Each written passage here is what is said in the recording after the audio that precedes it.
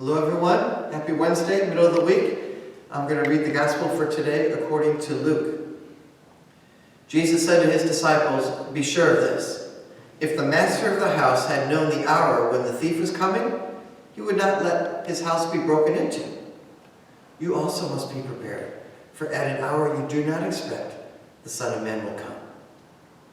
Then Peter said, "Lord, is this parable meant for us or for everyone?"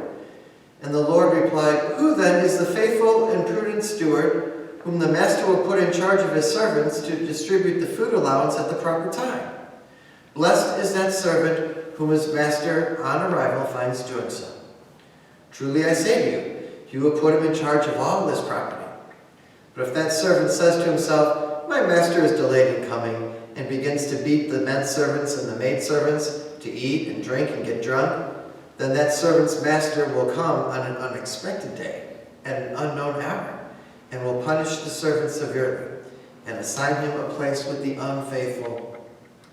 That servant who knew his master's will, but did not make preparations nor act in accord with his will, should be beaten severely.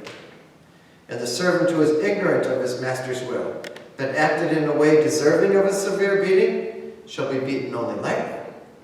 Much will be required of the person entrusted with much, and still more will be demanded of the person entrusted with more." The Gospel of the Lord.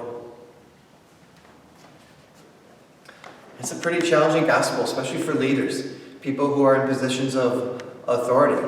Much will be expected of them. The more we have been blessed, the more we are expected to use those blessings to help people. Each and every one of us has a mission. We're here for a purpose. And we may not know that purpose right now. We may not know fully our mission. But even if we don't, just the fact that we're trying to please God and trying to decipher God's mission for us, I think pleases God. What is our mission? Every mission of every person is unique. Unique to the person's gifts, talents, blessings. And we all have it. And even we may go our whole lives not knowing our complete mission. And we'll find out in the next life, I'm sure. But in the meantime, we have something to do. And Jesus in the gospel today in the parable tells us, we better do it.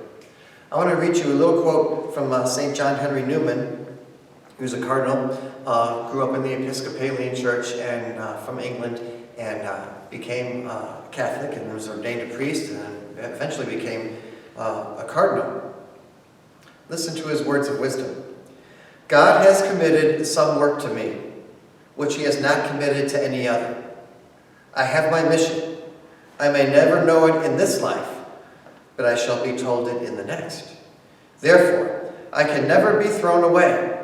If I am in sickness, my sickness may serve him. If I am in sorrow, my sorrow may serve him. God does nothing in vain. Oh my God, I put myself without reserve into your hands." May John Henry Newman's prayer be our prayer. We have a mission. Let's do what we can, even if we don't know it all, to try to complete our part in building God's kingdom.